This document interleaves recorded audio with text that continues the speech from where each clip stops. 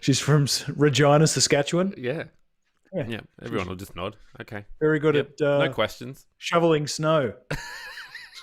One of her best qualities. She just carries one in her backpack. It's this little portable one. It's great. Yeah, snow shovel. Yeah, just press a button. She comes. Yeah. Hey, look at that. I'm sorry, did somebody say snow? I can shovel that. Finally, I can bring use to this friendship group.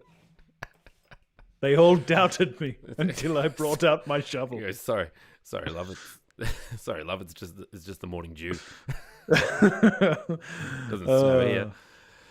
All right. Speaking of snowing here, welcome. Yep. Let's hit the button, Jake, and let's just dive straight. Yeah, that's right. We're doing a podcast. Yeah, we are doing a podcast. Yeah. Well, I thought we might. Since I'm here, since you're here, since the listeners are here. If you are a listener and you do have a comment, please put it in the comment section below. And, hi, I'm a listener. Is what you should say. Absolutely. Are you also a watcher? That's what I want to know. Yeah, watcher, listener. Are you a commenter? You're engaged, Jake. That's the whole key, right? You've got to be engaged. Got to be engaged. Is there a quadfecta? Because I realise watcher, listener, commenter. That's the trifecta. What's the quadfecta? What's the other one? Yeah, snow. Giving us money. A donator. Good. Yeah, a donator. Yeah. We did get a new Patreon subscriber this week, and I will get to that in 1 second. Hello. Fantastic. Hello. And welcome to The Pouch, the podcast equivalent of lumpy milk that takes a not-so-serious look at the week in Australian news and politics. I'm Greg. Damn, caffeine and lockdown are a heck of a cocktail, Savage. Oh, speaking of cocktails, and I'm Jake. I accidentally put my Barocca in my coffee, and it's now my new favourite thing, Farr-Wharton. I call it a Corona cocktail. No, I call it a Quarantini. On today's episode, we talk car parks, travel, which is apt because car parks travel, replacements, and so very much more. Jake, only you and I can make car parks exciting, and that's our goal for today, is to make the car park discussion exciting. Just wait until I start talking about concrete. Oh yeah, commuter needs. Oh dear, and in the spirit of reconciliation and recognition, we acknowledge the traditional custodians of the land on which Jake and I are podcasting today. We recognise the continuing connection to land, water and community. We pay our respects to elders past and present and emerging, and happy NAIDOC week to you, Jake.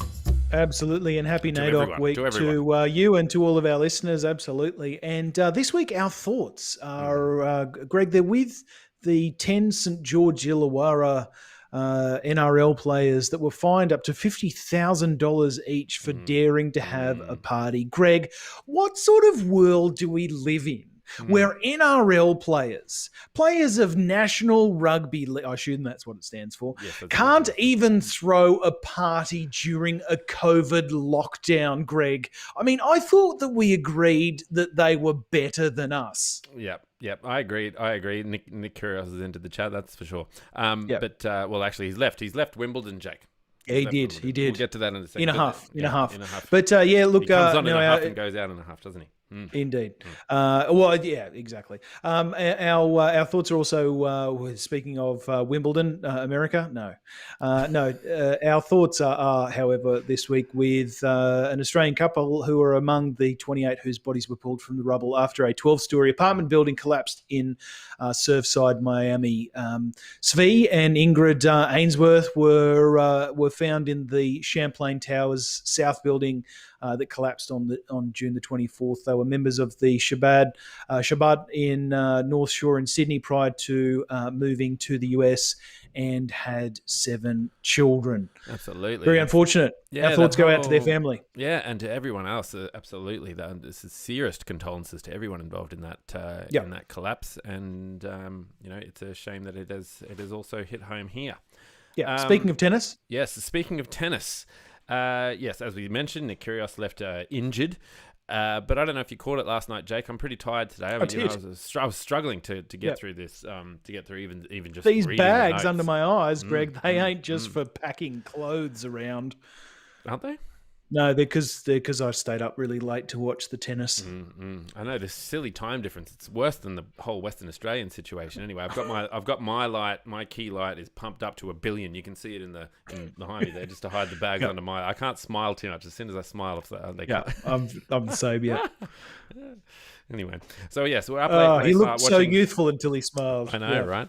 Ash Barty, right? Now, Ash Barty made it through to the final last night. Quarterfinal, sorry, for the Wimbledon after defeating Barbora Kechikova 7-5, 6-3. So it was very exciting.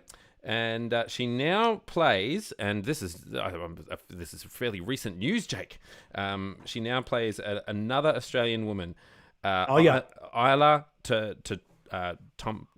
Tomljanovic. Sorry, I had it written down phonetically, and I still messed it up. And so Ash versus Isla, so an all Australian quarterfinal. One of the matches anyway for the quarterfinal, which kind of sucks.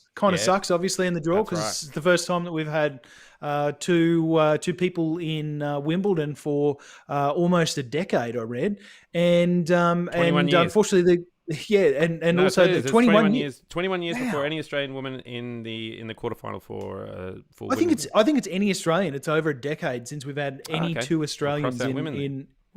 But it's massive. 21 years since the last two females in female Australians even in the quarterfinal. But yeah, look, it was tremendous to watch Ash Barty, straight set, smashed it through. Yeah. She's normally a get one up, get one down, and then have to fight out for the third.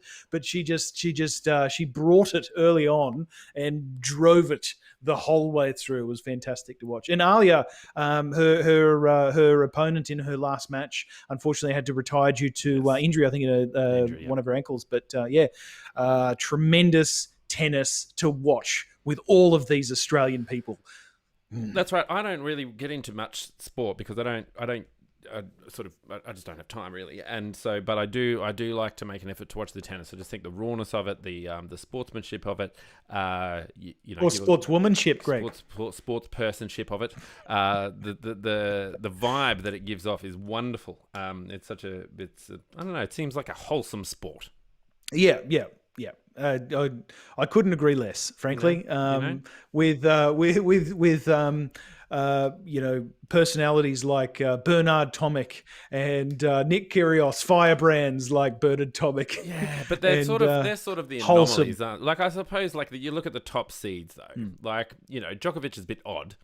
He's odd with his love of spreading disease via the traditional methods.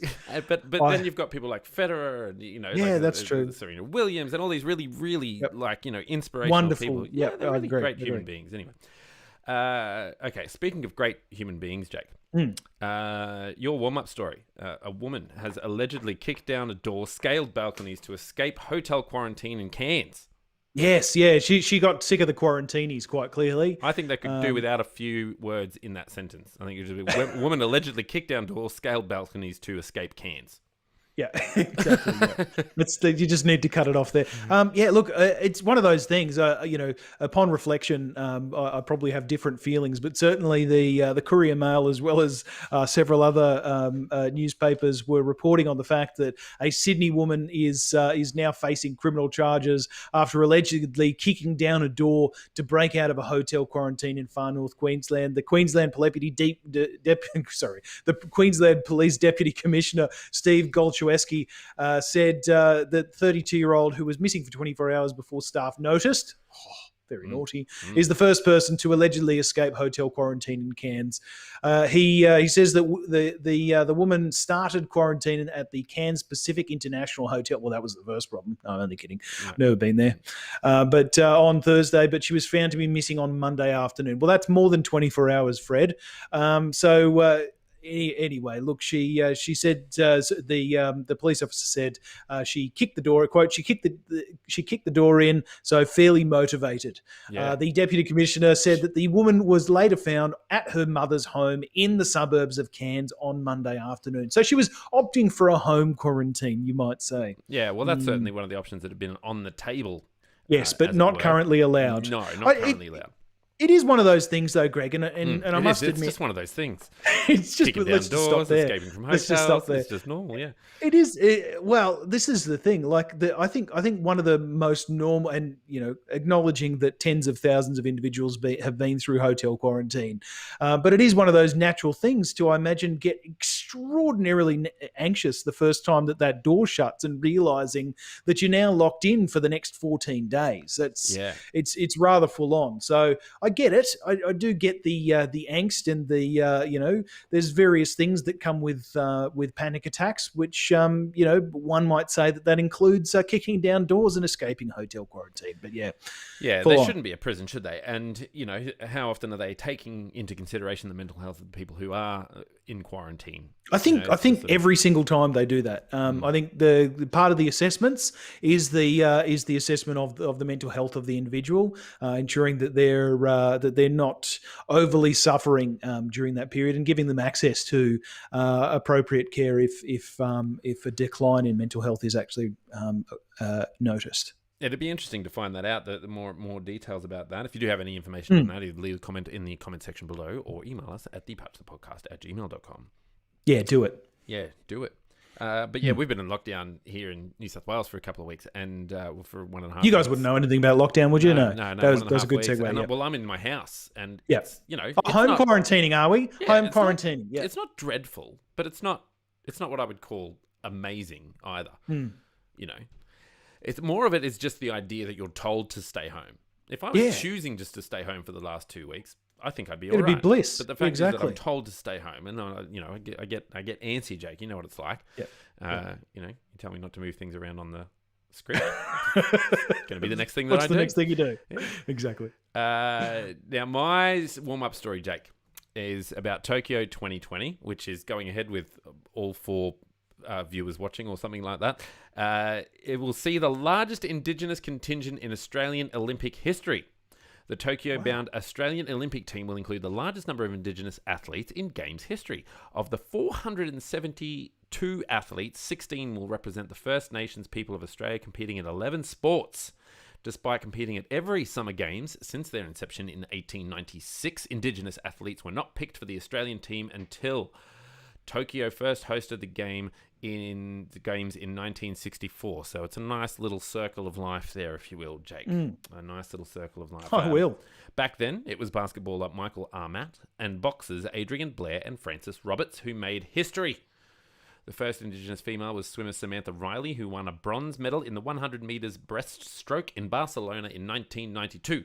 The first gold medalist was Nova Peres-Kneebone, as a member of the Hockey Roos in Atlanta 1996, followed soon by track and field athlete Kathy Freeman, winning the 400 metres in Sydney 2000. So it's been a long road, Jake, to get here. But yes, we have 11 athletes. Ash Barty is amongst them. Angelina Blackburn for track and field, Taliqua Clancy for beach volleyball, Thomas Grice for shooting, Morris Longbottom, rugby sevens, Patrick Mills, Leilani Mitchell, Brooke Paris, Dylan Pietzi, Stacey Porter, Kaya Simon, Tani Steptoe, Brandon Wakeling, Lydia Williams, Maria Williams, Alex Winwood. So keep an eye out for those names in the coming months, if not pre-months. Exactly. Greg, I almost think that we've got a slight segue into federal politics story 2. I believe that we do, Jake. I believe that that's completely and utterly deliberate. Fantastic. Yeah. I do like a bit of deliberacy. So this is quite a new story, Jake. This is about the fact that Anastasia Palaszczuk has opted to go to the Olympics in Tokyo. Yep. Fully vaccinated, I imagine. Yeah. She had her Pfizer vaccine a couple of days ago, and she announced that she was getting the Pfizer vaccine in order to ensure that she was fully vaccinated by the time that she made it to Tokyo. But some people are none too happy. I'm angry about it, Jake. I can't leave my house yet. She's gallivanting. Exactly. Across continents. I know, across continents. Well, so this is all. For what? All in the name of economics, Greg. something that a Sydney sider like yourself should sick of be it. completely on board with. Sick Too of much hearing economics about here. Economics, yeah. Let's do some less. Ugh. Let's do less economics. Thank you very much, Yes. Anastasia Palaszczuk, if that is your real name. Buy a house in Sydney to talk about economics. It's in a it's all for a very, very good cause, which is that Queensland is vying for the 2032 Olympics, and in fact, we are one of two front runners. So it's actually very likely that we will actually get the Guernsey, as it were, and get to run away with the torch, as it also were. Right. You get to kick down the door and take the torch and run it back to Cairns. Yeah, exactly. Run rings around you. It's better. I don't know. Yeah. All right. So basically, so it's a big thing. It's a big and important thing. It's part of the tradition, and I realise that this is not necessarily a time for tradition, being COVID times, and being that Tokyo or the Olympics in general are genuinely under threat because of the latest. I think it's the fourth wave that Japan is actually experiencing at the moment. On the contrary, Jake, I challenge that notion. I believe that now more than ever we need tradition. Yeah, okay, fair enough. Why? Because we need the stability and we need that predictability and we need connection, and that's what traditions are founded upon. Oh, look, I couldn't agree more. Frankly, I love the Olympics. The Olympics to me is one of the greatest times every 4 years. It's the tennis. It's the tennis of. It's the tennis of world sports. Yeah, that works. Why not?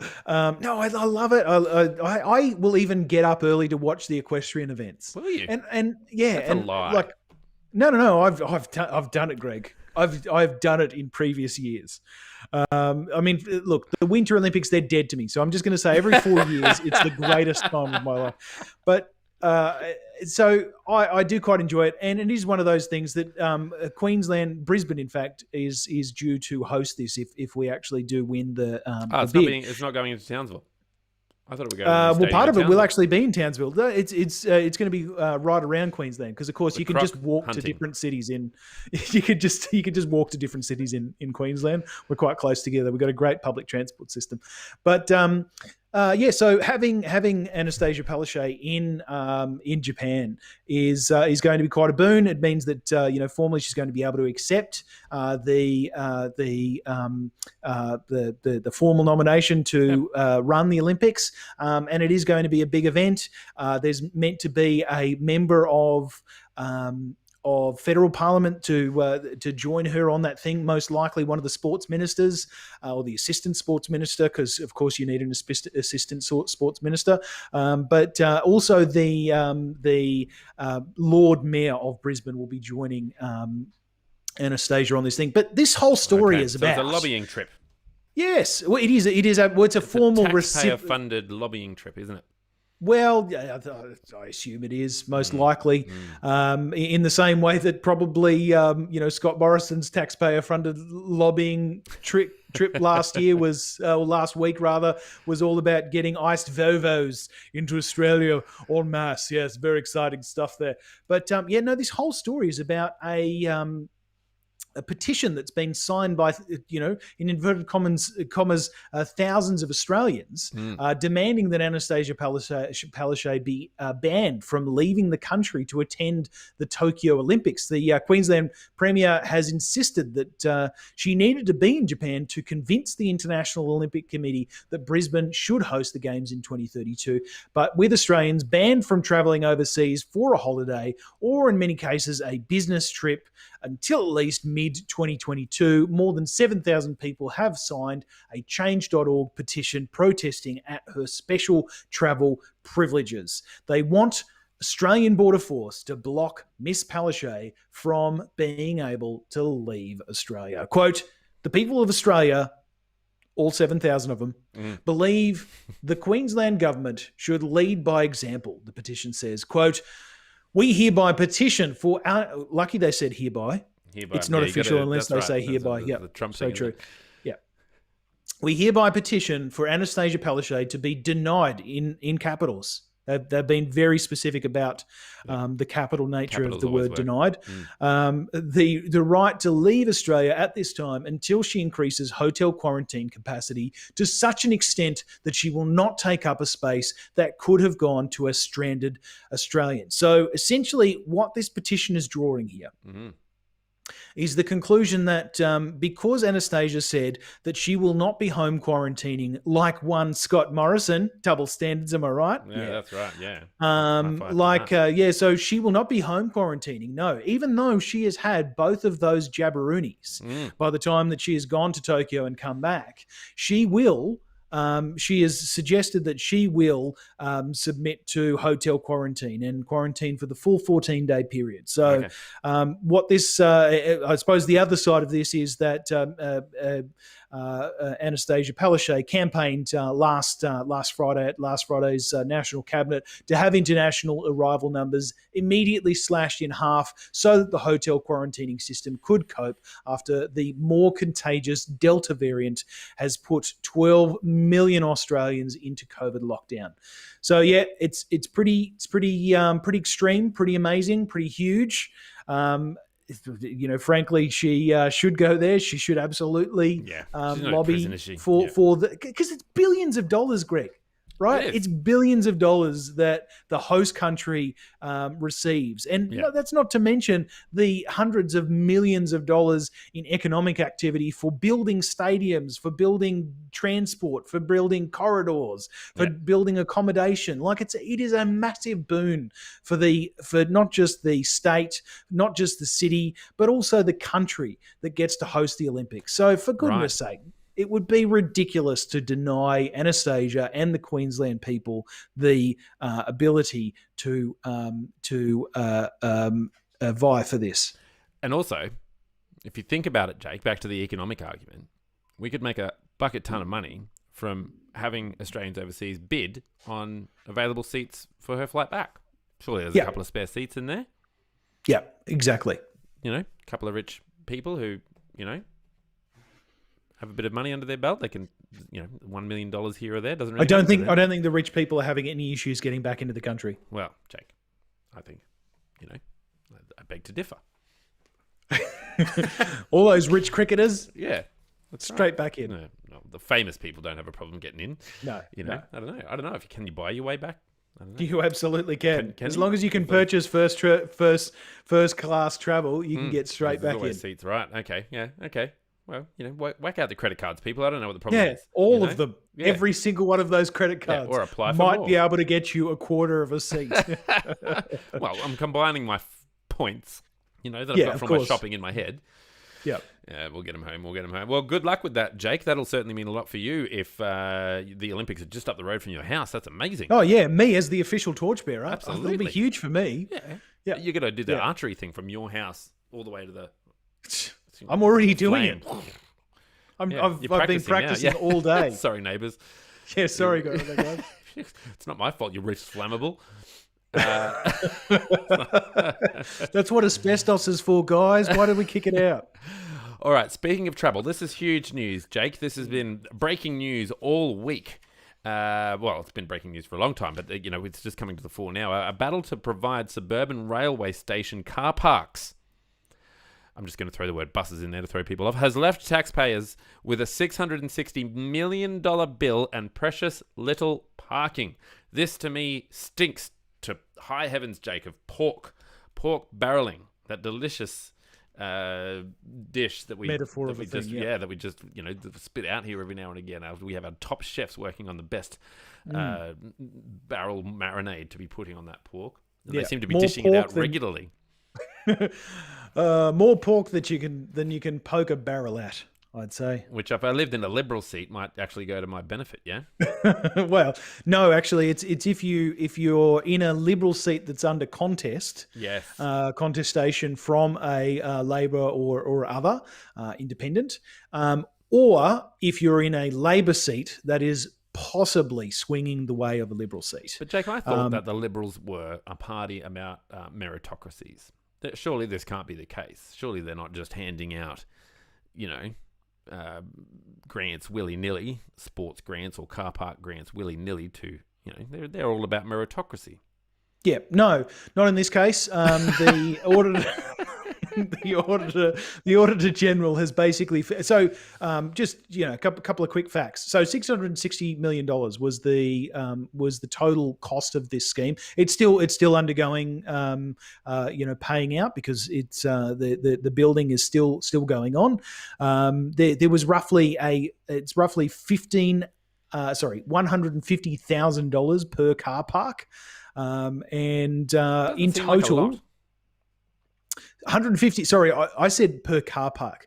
I meant $150,000 per car space at 47 total car parks. That sounds more like government math to me, Jake. Being up the road from the Western Sydney Airport and all. So it's across, nice. It's across Melbourne and Sydney. So yeah, look, the Auditor General's Office has released its report into the administration of the commuter car parks project within the Urban Congestion Fund, or the UCF, revealing huge problems in the not the UCF you've come to know and love, yeah. I know, right? Revealing huge problems in the $660 million program. Chief among them, the lack of car parks in the areas that actually need them across the nation. So it was a nationwide program that only was executed in Sydney and Melbourne, it was set up to. The article says that Melbourne got more car parks, even though Sydney had more congestion. Yeah. It was significantly more. I think it's like it says it's 64%. Yeah. 64% of the 47 car parks were promised to Melbourne. Yeah. It was a nationwide program to reduce congestion across suburban Australia, essentially by setting up car parks near major public transport hubs, so that people could drive to the car park their car there, and then take the public transport into their workplace. Sense. Not like there was any sort of major catastrophe preventing people from going on public transport for fear of being less than 1.5 meters from any other individual in Australia. Anyway, no, they got the green spots, Jake. Everyone follows that. Yeah, exactly. Mask, everyone follows those green spots. Absolutely. Yes, in mid-2018, Labor actually promised the creation of a $300 million National Park and Ride Fund. Oh yeah. Actually, in Queensland, they call it a kiss and ride. Do they? Yeah, they do. It's really weird. Right. Yep. I don't get it. That is weird. It is weird, but that's what it's actually called. But the smart state. Yeah, the smarts. Yeah, well, we're all about kissing and riding. So anyway, that would sink money into car parks attached to the nation's growing number of suburban railway stations.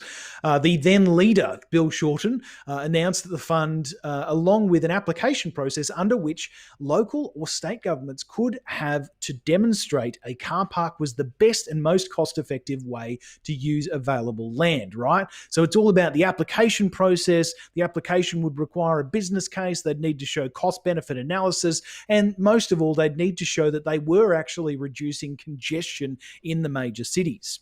Now, Greg, do you want to guess what the application process for some of the car parks that were approved by the Liberal National Party in the lead up to the last election? Do you want to guess what that application process was? Yes, they had to send a dart to the main branch in Parliament House, and then that branch got all the darts, threw it at the dartboard, and whichever one got the bullseye got the car park. How did I do? You're a little bit off. You're just a little bit off. Essentially, it all started and then ended with a press conference by the Prime Minister saying it's happening. Right, and this was minutes before an election was announced.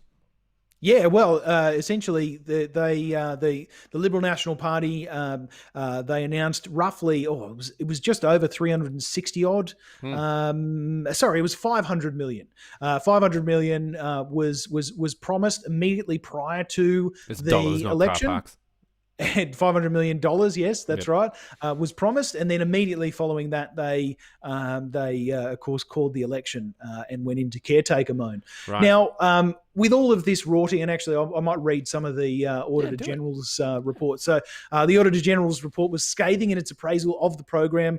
The Infrastructure Department's, quote, the Infrastructure Department's approach to choosing car parks was not appropriate and not designed to be an open and transparent process, while its failure to talk to states or local councils increased the chance that projects would, quote, not deliver the desired outcomes at the expected cost to the Australian government. In one case, the department's only advice that it should start planning a project was a press release, as I said, from the Prime Minister. Now, after all of this scathing attack, all of the commentary from the media and the public, saying essentially this smells a lot like pork in a barrel, guys. The Finance Minister Simon Birmingham has defended the program by saying, "Well, you elected us, guys." Yeah, that's right. They, I don't know. Was he the one on Insiders this week? I forget who it was. He got quizzed about it, and he said, "Look, the people voted us to get this agenda, up and running, and we've done that." It's a good answer. It's still ongoing, and it didn't achieve any of the outcomes that it was suggested that it should address. But yes. Hey, that's a very sad story, that one. Who elected the government to be effective? Am I right? I don't know how much you know about it, but am I right in that this differs from the original sports, maybe not the original one, but the original one we were talking about, the original sports rort, pork barreling stuff. Bridget McKenzie's good fun. Yeah. This differs because there is actually evidence that Scott Morrison approved these particular... Yes. Well, the Prime Minister's office, anyway. Yes, right. Not necessarily Scott Morrison, but look, the Prime Minister's office are in charge of two things: the comings and goings of the Prime Minister, and the success of the Liberal Party. Right. So, what this enabled people to do, like people like Josh Frydenberg, who was in trouble from a couple of independents in his Victorian seat. They got a bunch of car parks, and the benefit of of promising a car park and funding a car park is that you get a tremendous amount of economic activity in building, in preparing, in the actual procurement. There is a tremendous amount of work promised to people to carry out those important works when something is funded. So it's one of those things. The government gave away essentially money to keep people in their parliamentary jobs. It worked a treat, didn't it? It did. Worked a treat. Well, Jake, speaking of people who give you money to get things, I just want to give a quick shout out to our newest and most amazing Patreon person, Raphael Villa, who became a patron this week. Well done to him. He gets a round of applause here. Which he can only receive if he listens to the show live. Absolutely. Yeah, absolutely. I'm not putting that in for you. Jeez, you got to give... That's the $20 a month one, Raphael. Now, Raphael, you get a shout out on the show, so this is your shout out. Thank you very much, Raphael. We really appreciate you and you taking the time out to hit the button to become a patron. That takes our total Patreon subscribers, Jake, to 8. Can you believe that? We have 8 Patreon subscribers. We have Raphael Villa. We have the Kuiper Belt Transport Space, who we certainly gave a lot of airtime to. Kevin Delisle and Gareth Streistamanis, who is a great friend of the show. We've actually had him on the show. He paid us a lot. Alex Sen, thank you very much for your contributions. Crisp and Crunch. I'm guessing these aren't a lot of people's real names. And of course, one of our most loyal listeners, Jake, Fred Stokes, Mr. Stokes, yes, who we actually have a saying after, which is where I'm stoked. We're Fred Stokes about that, right? I'm Fred Stoked about it. Yeah, exactly. Now I'm Raphael about it. And there's also Politics Over Coffee as a patron. However, they haven't actually given us any money. They're just a registered patron person. So I don't know how they've managed to get around that, Jake. I don't know how they've managed to. Oh, it's the deep state Politics stuff. Over Coffee podcast. They're just avoiding taxes by just putting themselves as a patron without actually giving us any money. But shout out to Raphael crazy. Villa in particular. Yes, thank you, Raphael. Thank you very much for that. We really, really appreciate it. If you do want to become a patron subscriber, you can do so, and I think we've got one there which actually gives you a sticker and a mug, Jake. So don't go to any other shop and buy the Pouch the Podcast sticker. Go straight to the Patreon page, patreon.com/thepouchthepodcast, and hit a few buttons and you might get yourself a coffee, or you definitely will get yourself a coffee or a coffee cup and a sticker. If you do want a sticker, just send us an email at thepouchthepodcast.com, because I am in lockdown. You don't have to subscribe. No. Yeah. No. But you should. Yeah. But you don't have to. You should. You should. But you don't have to. Yeah. You should. All right.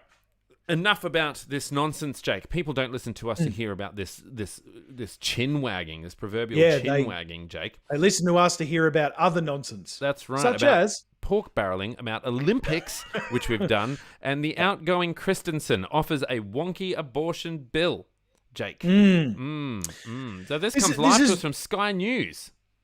Well, Sky News and other perpetrators as well. But right, actually, who's George Christensen?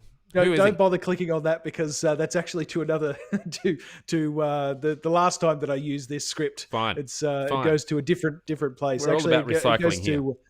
But yes, so George Christensen, he's a backbencher in the Nationals. He has recently resigned from Parliament, or rather, he said that he will not contest his next election. He's on record as the member who spent more time in the Philippines than he did in Parliament over his entire tenure as a parliamentarian. Jake, it's working from home, it's all this remote working has gotten to people, Yeah, exactly. And now I'm in the Philippines right now, and you wouldn't know it. That's true. I wouldn't. I just took a photo of my wall, and this is just a green screen back here. You wouldn't have a clue where I am. How's Rodrigo? Great. Everyone's great. Yeah, everyone's great. I'm going to buy one of those plane seats for Anastasia Palisade. Come back soon. You should. You should. It'd be great. Yeah, maybe. But George Christensen. George Christensen is a firebrand Catholic. He is a fundamentalist Catholic. He is, and he's using his last few months in his federal seat to essentially raise a members' bill. And it's an anti-abortion bill, and it's a bit of a wonky one, because abortion, as with most medical bills, are the purview of the states. The states devolved that right to the state. The federal government devolved those rights to the states some time ago. So this is taking a little bit of a different tact. He's essentially trying to model it on the human rights, essentially the rights of a child, which is always an interesting way to go. So Catholic doctors are being urged to support George Christensen's quote nonsensical abortion bill, leading to great concerns that medical professionals could impose their religious beliefs on patients, which is always something that one should prick their ears up at in a secular country. So Christensen is seeking to override Queensland's state legislation, being a Queensland representative or member of parliament. Yeah. With claims that, quote, babies are left to gasp for breath until they die, which of course ignores the medical realities. If made a reality, doctors could face fines of up to $440,000 by undergoing an abortion. The Catholic Medical Association has sent out an email to its members asking them to put their name to a letter supporting Christensen's Children Born Alive Protection Bill, which seeks to enforce providing, quote, life-sustaining treatment to all fetuses, quote, born alive. So doctors and other medical professionals have been offered anonymity if they choose to support the bill, although Christensen's office will have access to the names and places of work of signatories. So now a draft letter of support affirms that the Australian the Catholic Medical Association's medical professionals, quote, total support for their bill. Quote, agree that the duty of care is owed to every human baby born with signs of life, irrespective of how mother and baby have been separated. Quote, babies born alive should never be abandoned to die without care. And I think, unfortunately, what that denies is the fact that if a child is in a serious medical issue, normally related to a congenital issue, and they are born either taken to term or something else happens, they are given palliative care, and to sustain that child's life through resuscitation would be particularly cruel. Dr. Kate Ahmad, neurologist and advocate for women's health and safety, who also had seen the letter, said that she was concerned, quote, support for this bill firstly exposes patients, primarily mothers and parents, to risks, and risk doctors imposing their religious beliefs onto their patients. Quote, reproductive decisions belong to those who bear the responsibility for the decisions. They do not belong to doctors. Quote, if a medical practitioner is not able to provide care that values a mother's health and safety and does not understand the process of abortion, then patients may wish to choose another caregiver. No one would wish to see their fetus suffer.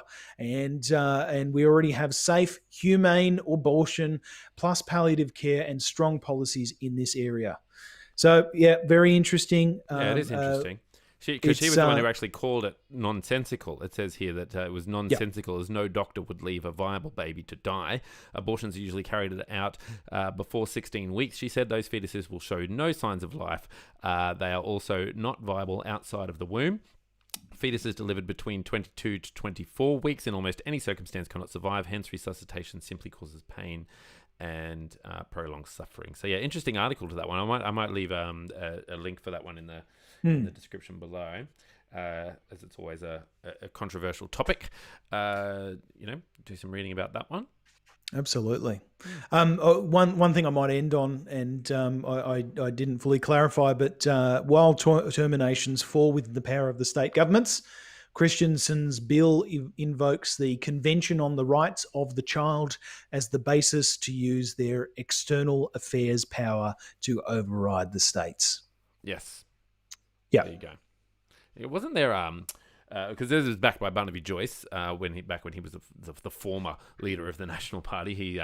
It's backed by him, so that's pretty common. And wasn't there something recently where they were trying to the China stuff? So the China stuff in the states, the federal government can intervene in the state's decision to engage in trade with China. Yep. So the federal government is really sort of starting to get its tentacles in to where it shouldn't really have them. Yeah, what we really need, I think, is a flag with a snake on it that's really coiled really well, and probably the words over the top that say something like, don't tread on me. Yes. Like a states' rights flag. I think that's what we're really missing in Australia. We might need to do a podcast on that, Jake. Yeah. I agree. We should start it now. Absolutely. This is it. We're doing it. Let's call it The Porch. Sit out there on our rocking chairs. Oh, dear. Slowly greasing our shotguns. Yeah. All right. It's gonna be fun. Speaking of snakes, Jake. Yeah. Oh, that's all. That was a bit low, isn't it? Yeah. Should I? Are they good snakes? Yeah, exactly. They're all good snakes. They're Alan's lolly snakes. Yeah, we love snakes. It's not an insult. Yeah, it's big fan. The Alan's big lolly snakes. That's right. Speaking of Alan's lolly snakes. Yeah, exactly. Andrew Lemming. Pre-selection. Now, this was interesting, Jake. I had to draw a little mind map on my page for this particular story because at first I was confused. At first, I thought it was Andrew Lemming who was resigning, which he obviously is leaving Parliament. But this was not him who quit. It was the chair of the branch for his seat of Bowman. So the seat of Bowman is being left open by Andrew Lemming, who is leaving the party. He's been disendorsed by the Liberal National Party, leaving him wide open, Jake, for a $105,000 payment, which he will receive because he has been unendorsed without... Yes. He's been unendorsed without not under the circumstances of corruption, basically. So because that was the case, misconduct, that's it. Because there's no evidence of misconduct, they're still going to disendorse him, which means that he will get a $105,000 payment for leaving the party. Yes, a golden handshake, if you will. A golden parachute. The Midas touch. Nope, doesn't fit. Nope, doesn't fit at all. And speaking of things that don't fit, Jake, we've got Midas touch. We've got Andrew Laming, right? So he's leaving. That left open the pre-selection candidature for the seat of Bowman. 5 candidates. Just tell me when to stop. I don't want to. Can I keep going? Okay, 5 candidates. Can you add in also what the Prime Minister's choice of those candidates were? Yes, I can do. Yeah, Jake, I'm all over this. I'm all over it. Okay, so we had Fran Ward, Fiona Ward, Karen Williams, Maggie Forrest, and this gentleman. Yeah.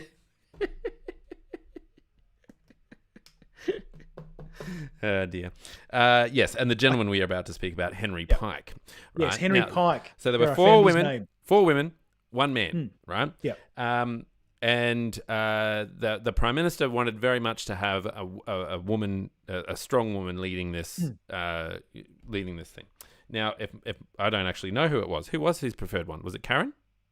No, he didn't actually have a preference, but essentially said exactly what you've said. He wanted a woman to take over from Andrew Laming, who had brought such disrepute on the Liberal National Party for his lewd acts. Alleged lewd act. Yes, he was cleared by the police. Yep. Now he's cleared by the police of all of those. He did have to undergo. This is the Andrew Laming who had to undergo the the empathy training. Yes, he took a month off to do the empathy training. Now that's where I'm going to leave it, Jake. To impersonate a human being. So the candidature was wide open. Pre-selection was held. Okay, that's the end of my particular rant on this one. Right? What happened next, Jake? Give us the deets on what happened next, because this is fascinating stuff. Well, essentially, the LNP branch chair has quit as a result of the pre-selection of Henry Pike. Yes, who was, of course, the as you so eloquently opined, the sole male contender in the 5-way ballot last week. So it's the victory prompted the resignation of the branch chair, Craig Luxton, in the hours following the vote.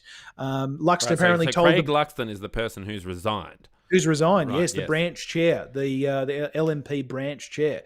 Luxton apparently told branch members that he believed that his time in the position had come to an end because, quote, he cannot see a path to victory and was not aligned with the newly pre-selected candidate.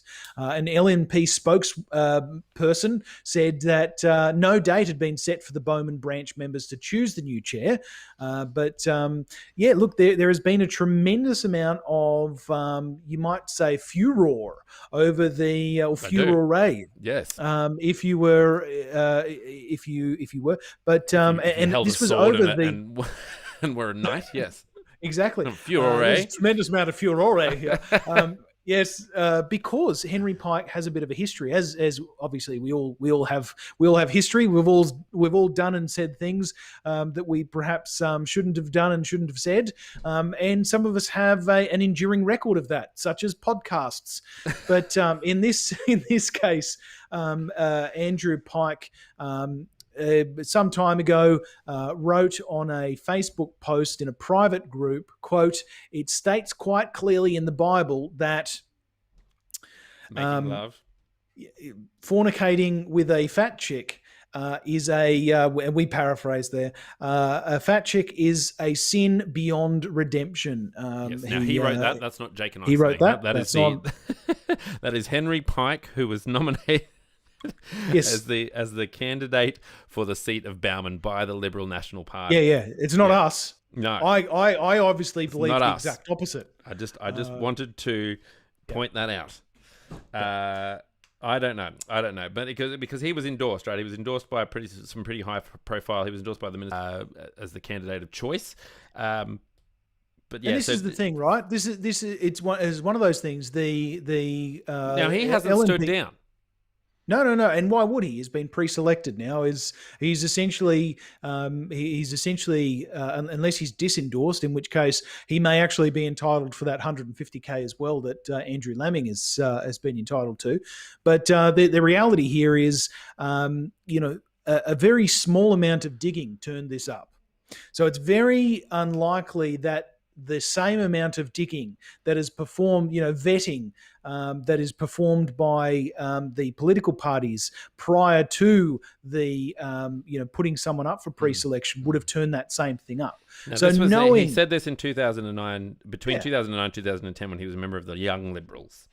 Yeah. So he has come out and apologised, and he did say that who I was 12 years ago is not who I was now, and I've said things that I regret, and I'm very apologetic about all of that. The Liberal National Party have done their own investigation and cleared him, saying that they have a strong record of making sure that they choose the best candidates for the job. However, Craig Luxton, none too happy with the situation. Well, it's just such an interesting thing. Clearly, the Prime Minister had put in his 2 cents and said, "Look, we want a strong woman contending for this seat.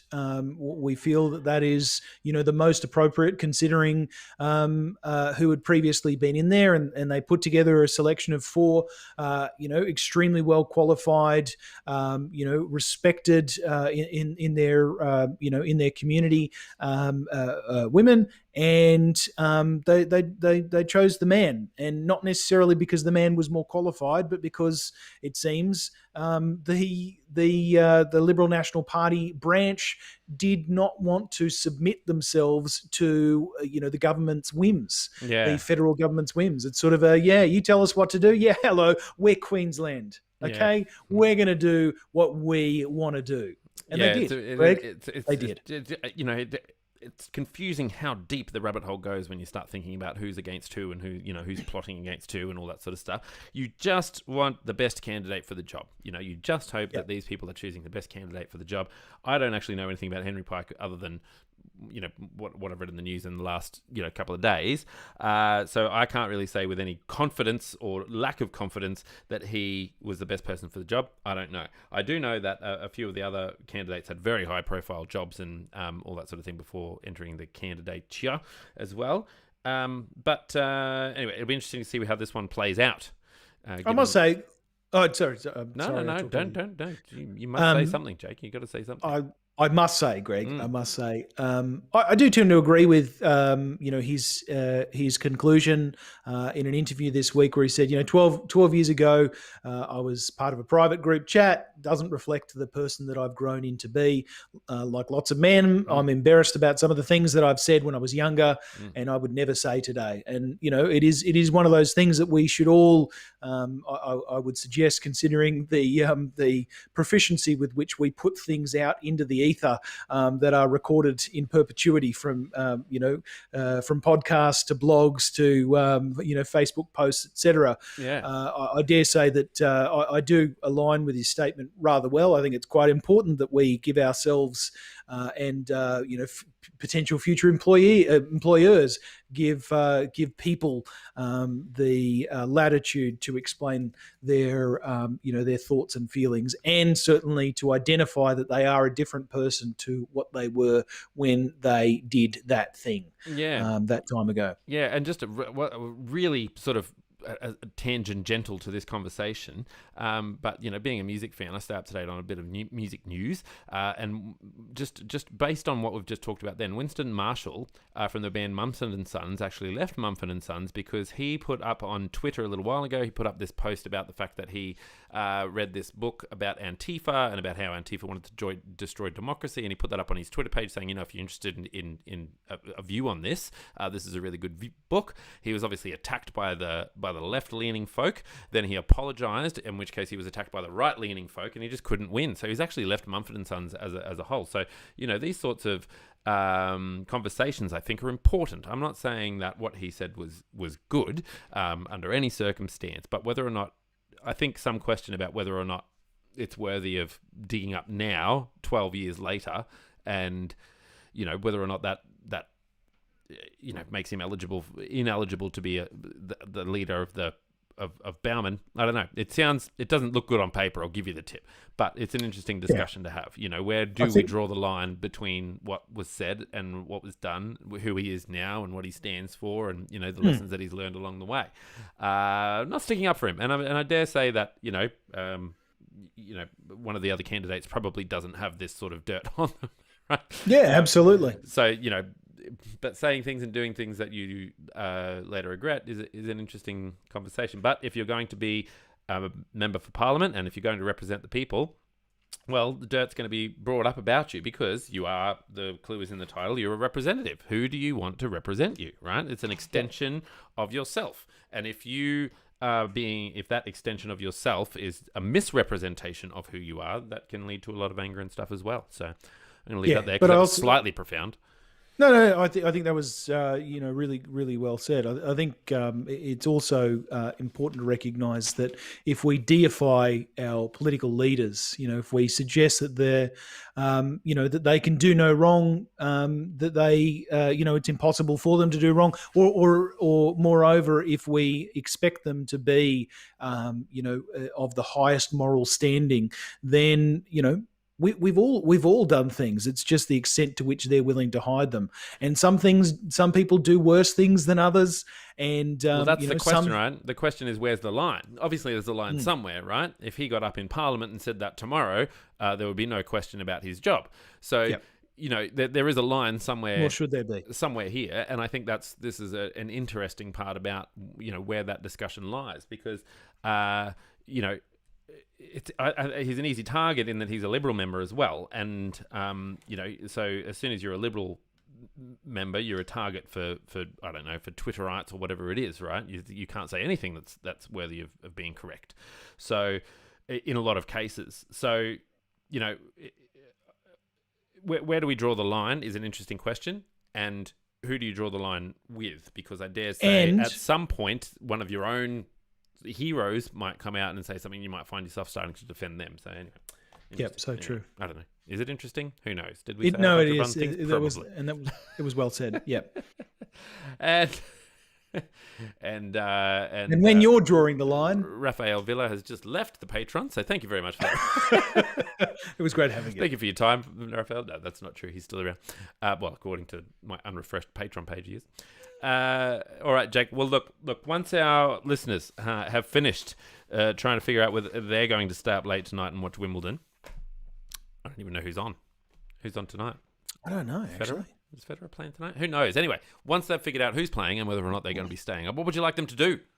I'd love it if they could go to patreon.com/thepouchthepodcast, just like Raphael Villa, and consider becoming a patron. We'd love it if you did. Help us to support the show and keep the lights on. But if you're not ready for that level of intimacy, consider going to your podcast player of choice and rate us highly. Leave some comments on there. It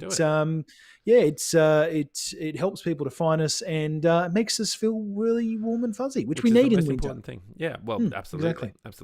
In summer, we might need to come up with a different saying. Yeah, cool and cozy. We'll workshop it. We'll put that one up on the wall of bad ideas. Let's not jump to any commitments at this stage. And if you want to share the love, you can do so by telling your friends, families, or foes to head to thepouchthepodcast.com, where they can choose their favourite podcast player of choice and subscribe that way. Jake, that's it for another week. Hey, Greg, on the favourite podcast player of choice, do we support BlackBerry? Yep. Oh, good. Whatever the listeners want, Jake, we give it to them. Yeah, they're all like, we need BlackBerry podcasts. Yeah, all of them, all three podcast providers we support. Good. I'm glad. Are you? BlackBerry all the way down. Are you talking about the phone? Yeah, the phone, BlackBerry. But don't they just listen to something? No, there's a native podcast player on BlackBerry. Well, I mean, Jake, like I said, head to thepouchthepodcast.com where you can choose your favorite podcast player of choice. And if it's not there, send us an email. Like BlackBerry. It's clearly stated in the terms and conditions. Terms and conditions do not apply. Thank you so much for our listeners on Facebook Live and on YouTube and around the world. We hit some crazy number in China this week. I don't know whether to be happy about that or really scared. I get emails from our podcast provider, and it's like, you hit number 103 in politics for China last week, and I was like, oh God, I'm getting a knock on my door. Well, that's interesting, because I've said I don't like China a lot. I should be clear. I was thinking about that the other. Well, I should say I don't like the Chinese government. Yeah, the CCP. There's a lot to not like about the Chinese government. Let me put it that way. Nothing against the Chinese people. Nothing against their celebrations. Whatever it is. This is where you say some of my best friends are Chinese. No. I don't have any friends, Jake. No, it's offensive to me. Yeah. But yeah, anyway, I don't know. Who knows? So hello to our Chinese listeners who significantly outweigh the Australian ones sometimes. Yeah, it seems. Yeah. Right. No, that's good. It's Australia's one of Australia's greatest exports, apparently. Yes. This podcast. Yeah. Let's get Pete back on. Pete, let's get you back on, and we'll discuss all of this and more. Let's do it. All right. International stuff. It is. It's great. All right. Yeah. Peace out.